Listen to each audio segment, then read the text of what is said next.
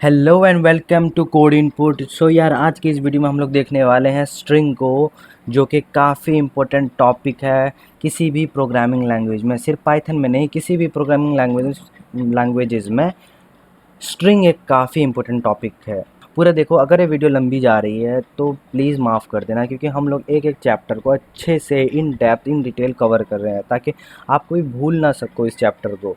ठीक है, तो वीडियो लंबी जा रही है तो उसके लिए हम माफ़ी चाहते हैं। तो सबसे पहले मैं क्या करूँगा ना, सबसे पहले अपना कोड वाला फ़ोल्डर खोल लूँगा, VS कोड खोल लूँगा। देन आज हम लोग क्या करेंगे ना, स्ट्रिंग को देखेंगे। स्ट्रिंग वैसे हम इस वाले फ़ोल्डर पे स्ट्रिंग बनाएंगे, STRING स्ट्रिंग। स्ट्रिंग नाम से एक हम लोग फ़ोल्डर बनाएंगे। देन इसके अंदर एक करेंगे what is string, string dot py. What is string dot py? सबसे पहले स्ट्रिंग का डेफिनेशन ये है, string is a sequence of characters enclosed with in quotes. String is a sequence of characters enclosed with in quotes. अब sequence of character का मतलब क्या है?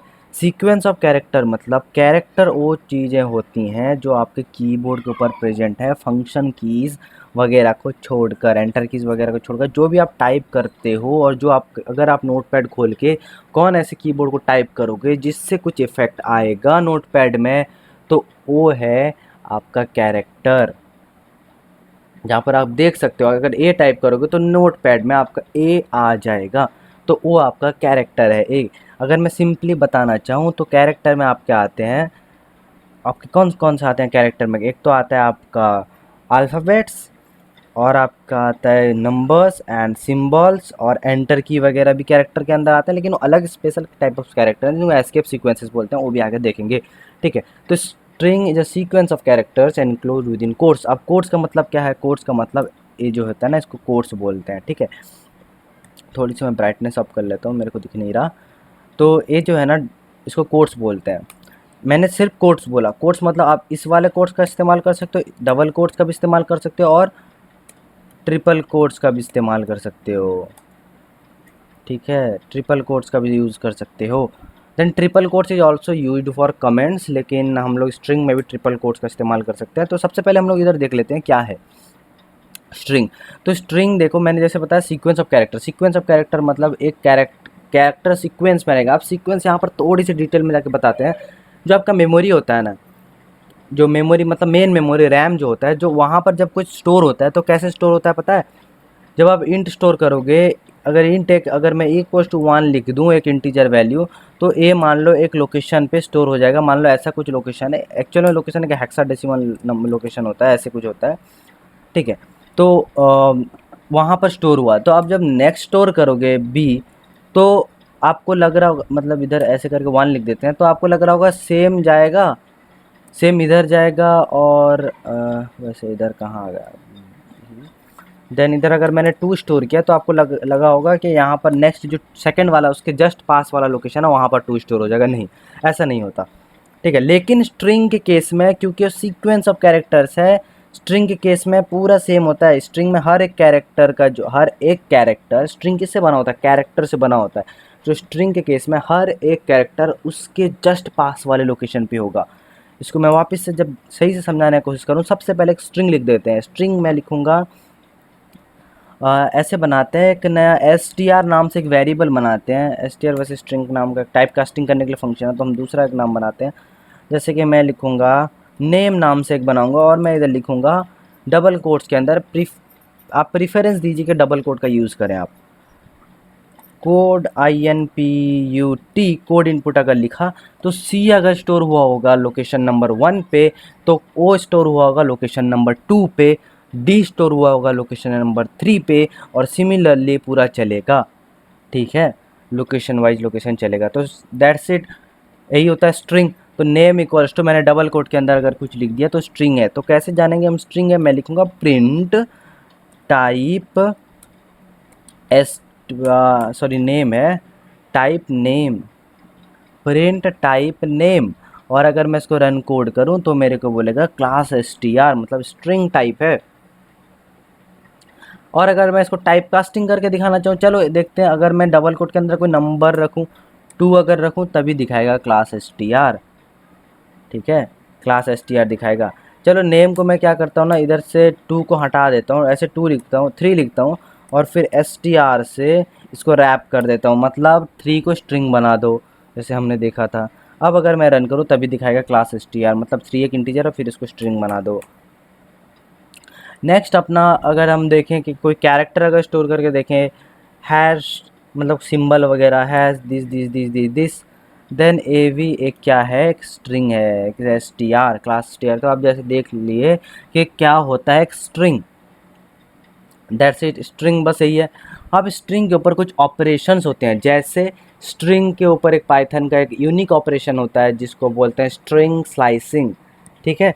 स्ट्रिंग स्लाइसिंग मतलब स्ट्रिंग को कहीं कहीं से स्लाइस कर दो। अब आपको अगर मैं बोलूँ कि तुम पनीर को स्लाइस करो तो तुम पनीर को काटोगे, ठीक है, पनीर को आप रख कर कहीं पर काटना शुरू कर दो कि चक्कू मार कर,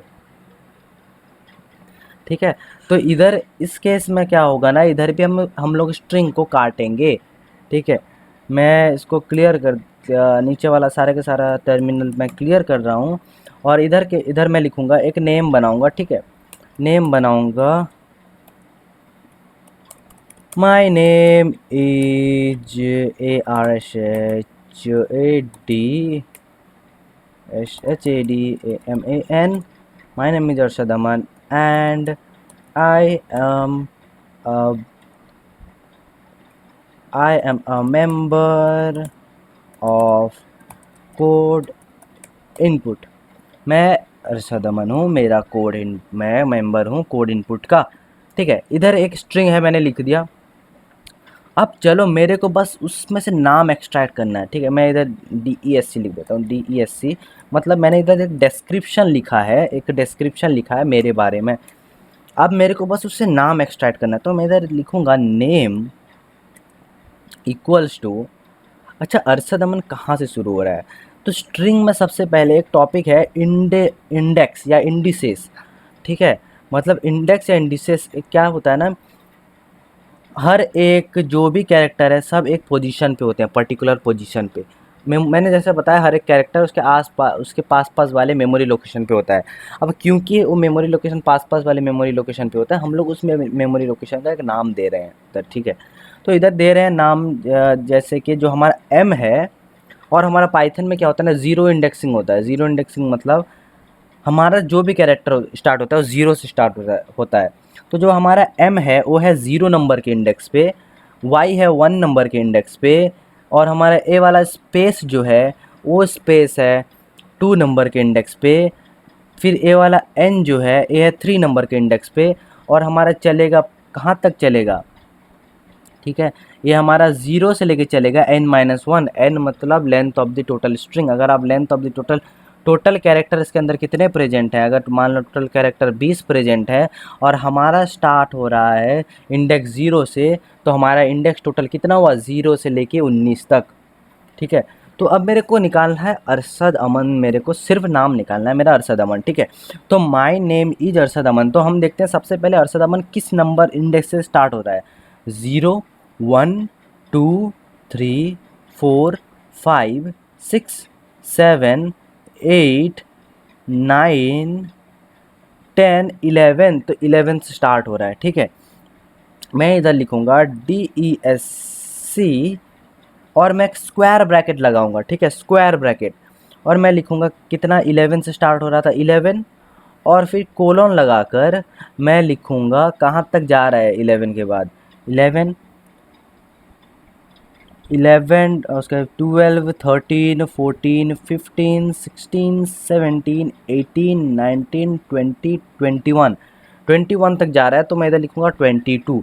क्यों मैंने 11 और 22 लिखा, 11 मतलब जो हमारा पहला वाला जो कोलन के सबसे पहले वाले में जो होता है उसको हम इंक्लूड करते हैं। मतलब 11 से अगर स्टार्ट हो रहा है तो हम लोग इंक्लूडिंग, अगर ए स्टार्ट हो रहा है कहाँ से, नेम मेरा स्टार्ट हो रहा है 11 से, तो मैं 11 लिखूँगा।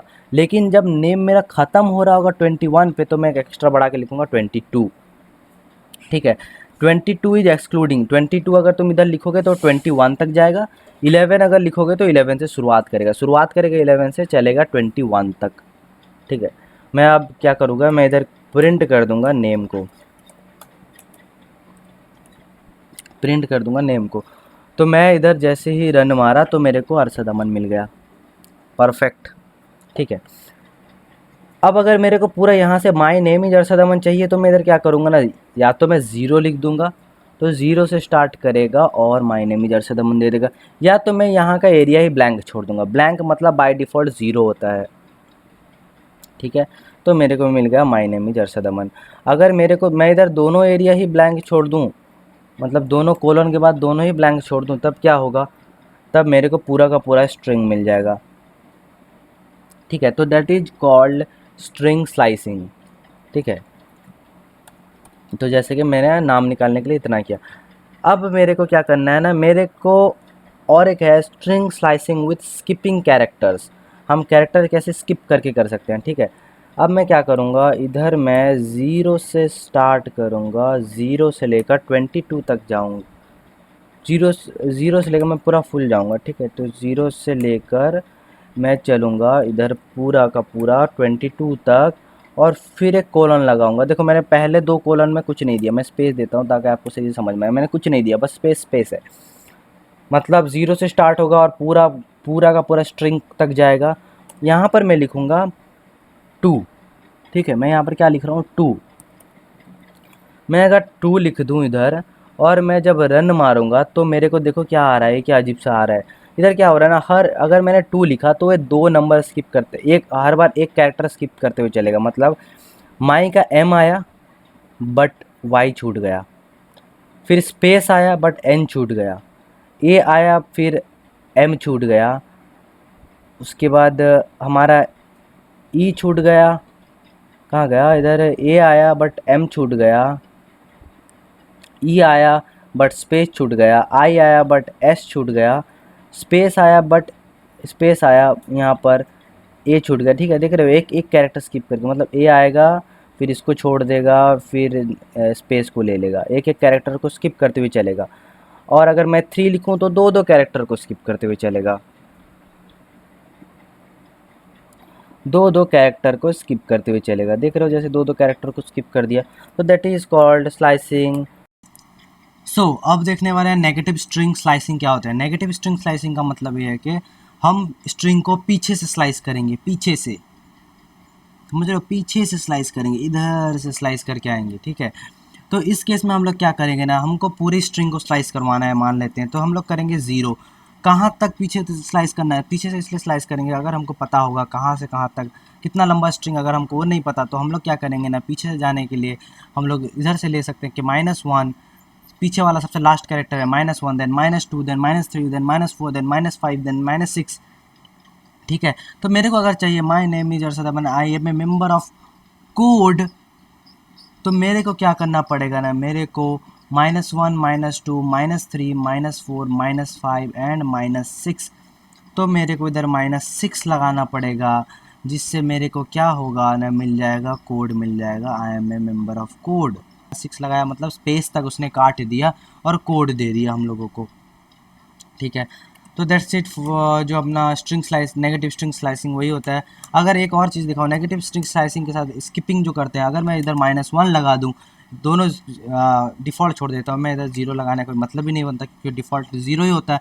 तो डिफ़ॉल्ट एंड -1, तो अभी क्या होगा ना, जो हमारा स्ट्रिंग होगा वो रिवर्स हो जाएगा।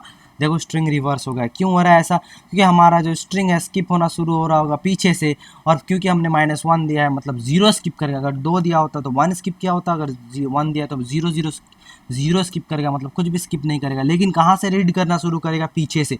अगर वो पीछे से रीड करना शुरू करेगा तो हमारा स्ट्रिंग रिवर्स हो जाएगा। And it is the easiest way to reverse an string in Python, या फिर किसी प्रोग्रामिंग लैंग्वेज में नहीं है, आप नहीं कर सकते किसी प्रोग्रामिंग लैंग्वेज में इतना ईजीली, आपको लूप वगैरह बहुत सारे लगाने पड़ते हैं। ठीक है, तो वही होता है रिवर्स करने का। सिंपली अगर इधर 2 दोगे तो रिवर्स करेगा, लेकिन एक एक स्किप करके रिवर्स करेगा। तो दैट्स इट रिवर्स करने का। नेक्स्ट देखते हैं फिर क्या है स्ट्रिंग में। सो यार आप देखते हैं स्ट्रिंग फंक्शंस के बारे में। स्ट्रिंग फंक्शंस क्या होते हैं? स्ट्रिंग फंक्शंस कुछ नहीं, बस स्ट्रिंग के ऊपर कुछ ऑपरेशन करने के, जैसे मैंने बताया फंक्शन, मैंने बार बार बता चुका हूँ कि फंक्शन जो है एक मशीन है जिसके अंदर कुछ ऑपरेशन होते हैं। तो स्ट्रिंग से भी रिलेटेड कुछ फंक्शंस है, ज़रा उसको देख लेते हैं स्ट्रिंग फंक्शन क्या है। ठीक है, तो स्ट्रिंग के लिए स्ट्रिंग फंक्शन में सबसे पहले हम लोग क्या करेंगे, जो प्रीवियस वाला मैंने नेम वाला लिखा था मैं उसको प्रिंट कर देता हूँ। देन फिर मैं एक फंक्शन बता दूँ जो है फाइंड फंक्शन। फाइंड फंक्शन क्या करता है ना, मैं इधर लिखूँ प्रिंट, देन इधर मैं लिखूँ कि इधर मैं प्रिंट के बाद मैं लिखूँ name dot find, then code. तो मेरे को क्या करेगा ना, फाइंड का जो कोड होगा वो कोड कहाँ पर कौन से इंडेक्स पे है, वो एक इंटीजर रिटर्न करेगा और बताएगा कि कौन से इंडेक्स पे तुम्हारा कोड है। ठीक है, मैं जैसे इस कोड को रन करूँगा, प्रिंट कर दूंगा और वो मेरे को रिटर्न करेगा एक इंटीजर जो कि होगा इंटीजर। ठीक है, इधर एक आपने नोटिस किया होगा क्यों -1 क्यों रिटर्न किया उसने, -1 फाइंड फंक्शन -1 तब रिटर्न करता है जब पर्टिकुलर वर्ड प्रेजेंट नहीं होता स्ट्रिंग के अंदर। लेकिन आप बोलोगे कोड तो प्रेजेंट है। हाँ यार, कोड प्रेजेंट है, बट यहाँ पर कोड एक कैपिटल कोड है, सी कैपिटल है उसका, लेकिन हमारा सी इधर स्मॉल है। तो इसलिए उसने -1 रिटर्न किया, बोला कि तुम्हारा पर्टिकुलर जो वर्ड आप सर्च कर रहे हो स्ट्रिंग के अंदर वो प्रेजेंट नहीं है। तो हम लोग इधर लिखेंगे कैपिटल पे कोड लिख के। अब अगर मैं रन करके देखूं तो मेरे को बताएगा हाँ प्रेजेंट है। ज़ीरो मतलब आपका जो पर्टिकुलर वर्ड है उस ज़ीरो इंडेक्स से स्टार्ट हो रहा है। सिमिलरली अगर मैं इधर इनपुट लिखूं और मैं इसको रन कर दूं तो देखो मेरे को दिखाएगा 5 5 मतलब 0 1 2 3 4 एंड 5। 5 नंबर से तुम ढूंढ लो, वहाँ से तुम्हारा इनपुट स्टार्ट हो रहा है। उम्मीद है आपको समझ में आ गया होगा। एक इंटीजर रिटर्न करता है जो कि इंडेक्स होता है उस पर्टिकुलर वर्ड का। ठीक है, और अगर मैं इधर दो दो इनपुट अगर लिखूं तो मेरे को ओनली फास्ट ऑकुरेंस देगा, मतलब पहले वाला इनपुट का ही वो देगा, दूसरे वाले इनपुट का लोकेशन वो हमको नहीं देगा। ठीक है, उसके बाद हम एक और फंक्शन देखते हैं। एक और फंक्शन होगा कैपिटलाइज। कैपिटलाइज किसको कैपिटलाइज करना है? कैपिटलाइज कोई पैरामीटर नहीं लेता। और मैं इधर सी को स्मॉल कर देता हूँ और इसको मैं अगर रन करूँगा तो देखो उसने सी को कैपिटल कर दिया। जो भी पहला कैरेक्टर होता है अगर वो स्मॉल होगा तो उसको कैपिटल कर देगा, अगर वो कैपिटल होगा तो उसको वैसे ही रहने देगा। एक और आता है अपर, UPPER अपर। अपर क्या करता है ना, पूरे के पूरे स्ट्रिंग को कैपिटल कर देता है, अपर केस कर देता है। देखो कितना अच्छा लग रहा है। लोअर, लोअर मतलब सारे के सारे को जितना भी होगा अगर वो कैपिटल होंगे तो लोअर कर देगा। अब आप एक बात अभी आपके मन में डाउट आएगा कि अगर यहाँ पर कोई नंबर हो या फिर सिंबल हो, तो अगर नंबर हो या फिर सिंबल हो तो उसको वैसे ही रखेगा, क्योंकि नंबर और सिंबल तो कैपिटल नहीं हो सकते या लोअर नहीं हो सकते, तो उसको वैसे ही रखेगा और वैसे ही रह गया। और एक आपका आता है title. Title case. Title case क्या करते हैं ना, जितने भी कैरेक्टर जो कि अल्फ़ाबेट कैरेक्टर होते हैं स्पेस के बाद सबको सबका स्टार्टिंग लेटर कैपिटल कर देता है। देखो code capital, input capital, head capital और कॉलेज भी कैपिटल, मतलब स्पेस के बाद जितने भी होंगे सारे के सारे वर्ड को, इंडिविजुअल वर्ड का स्टार्टिंग लेटर कैपिटल कर देता है। ये कब काम आता है? जब मैं एक नाम रखूँगा, क्योंकि फर्स्ट नेम और लास्ट नेम कैपिटल, जो इनका नेम स्टार्ट होना चाहिए कैपिटल से। तो अगर मेरा कोई ऐसा फील्ड है, एक फॉर्म बना रहा हूँ जहाँ पर मेरे को फर्स्ट नेम और लास्ट नेम की ज़रूरत है और वहाँ पर यूज़र स्मॉल अगर किया हुआ एंटर, हम लोग उसको कैपिटल बनाने के लिए टाइटल केस एंटर कर सकते हैं उधर। ठीक है, और और एक क्या आता है आपका स्ट्रिंग रिप्लेस। इधर मैं रिप्लेस करूँगा, REPLAC रिप्लेस, और रिप्लेस करके मैं इधर क्या करूँगा, मैं इधर जो इनपुट है उसको मैं कर दूँगा, इसको मैं जो इनपुट नहीं, हेट को चलो हेट क्यों फैलाएं, हम प्यार फैलाएंगे। हम इधर लिखेंगे हेट के बदले हम लव लिख देंगे और हम रन कर देंगे तो देखो आउटपुट आएगा कोड इनपुट, वैसे डबल इनपुट है जाने दो, कोड लव कॉलेज प्रोफेसर्स। ठीक है, यहाँ पर क्या करेगा, आपका पहला पैरामीटर होता है किसको रिप्लेस करना है, किस पर्टिकुलर वर्ड को रिप्लेस करना है, और आपका सेकंड पैरामीटर है आपको कौन किससे रिप्लेस करना है। ठीक है, होता है रिप्लेस फंक्शन का काम। और भी काफ़ी सारे ऐसे फंक्शंस हैं जो कि आप काम कर सकते हो उनके ऊपर, लेकिन हम लोग अगर ज़्यादा देखेंगे तो आपको बड़ी दिक्कत हो जाएगी, क्योंकि वीडियो बहुत लंबा हो जाएगा। ठीक है, वैसे ही बहुत लंबा हो चुका है, तो उसके लिए मैं जल्दी से क्या करूँगा, इधर जाके मैं इधर जाऊँगा और गूगल पे सर्च मारूँगा Python 3 Python 3 string string functions, और हमको सारे के सारे फंक्शंस मिल जाएंगे। जैसे कि आप W3 स्कूल पे जाके देख सकते हो कितने के कितने फंक्शन है, आप सारे के सारे फंक्शन का यूज़ कर सकते हो और फिर आप एंजॉय कर सकते हो अपनी कोडिंग की दुनिया को। बहुत सारी चीज़ें आप कर सकते हो इससे। ठीक है, तो अब ये चीज़ हम लोग देख लिए। अब हम लोग देखेंगे एक नए तरह की चीज़ को जिसका नाम है एस्केप सीक्वेंसेस। जैसे कि मैंने बताया कि हम लोग देखेंगे एस्केप सीक्वेंसेस के बारे में। एस्केप डॉट पाई नाम से मैंने एक बना दिया और मैं इधर क्लीन कर देता हूँ। एस्केप सीक्वेंसेस वो सीक्वेंसेस होते हैं जो कि डायरेक्टली अपना कोई वैल्यू प्रिंट नहीं करके एक सर्टेन चीज़ प्रिंट करते हैं। जैसे कि मैं अगर एंटर दबाऊँ तो एंटर कुछ खुद ब खुद प्रिंट नहीं हो रहा, बट जो एंटर वाला है ना नेक्स्ट लाइन पे आ रहा है। या फिर बैक स्पेस अगर दबाऊँ तो देखो कटते हुए जा रहा है लेकिन कुछ प्रिंट नहीं कर रहा वहाँ पर। मैं ऐसे देखो पीछे कटा लेकिन फिर कटा बैक स्पेस दबाने से, लेकिन यहाँ पर कुछ हो रहा है कि प्रिंट हो रहा है नहीं, एक नंबर कट रहा है। टैब दबाऊँ तो देखो एक स्पेस आ गया, बट क्या टैब के केस में तुमको कुछ दिखा कैरेक्टर प्रिंट होते हुए? नहीं, बस स्पेस हो रहा था।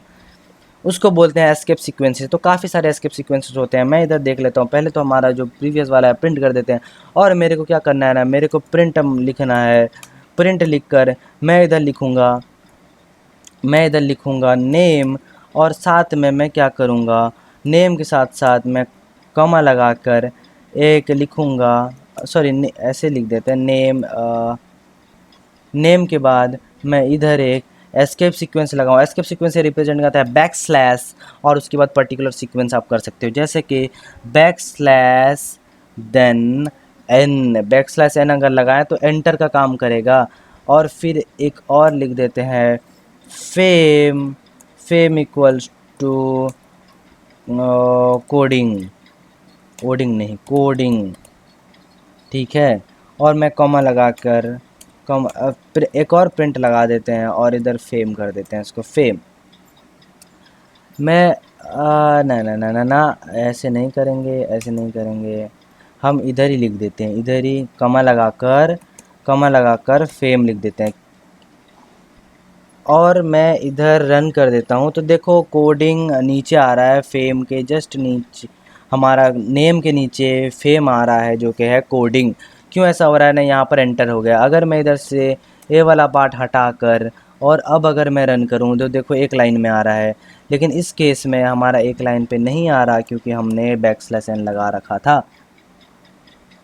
ठीक है, तो नेक्स्ट अपना देखेंगे और एक आता है जो है आपका बैक स्लैश बी आपका बैक स्पेस का काम करता है। अगर मैं इसको रन करूं तो देखो जो हमारा फुल स्टॉप था इधर से वो कट गया। फुल स्टॉप था ना पहले, था अभी नहीं है, देख रहे हो। एक बैक स्लैश, जितना बैक स्लैश लगाओगे उतना वो कटते हुए जाएगा वहाँ पर, देख रहे हो। फिर अभी हैश भी कट गया। देन आपका एक आता है टी। टी मतलब अगर मेरे को बड़ा वाला स्पेस चाहिए यहाँ पर तो मैं टी लगा दूंगा, तो मेरे को देखो कोडिंग और इसके बीच में कितना बड़ा स्पेस मिल गया। और एक आपका आता है, मान लो मेरे को कोडिंग को ही डबल कोट में रखना है। देखो अभी कोडिंग डबल कोट में है क्या? कोडिंग अभी डबल कोट पे नहीं है। मैं अगर रन करता हूँ इसको तो कोडिंग डबल कोट पे नहीं है, कोडिंग सिंपली कोडिंग लिखा है।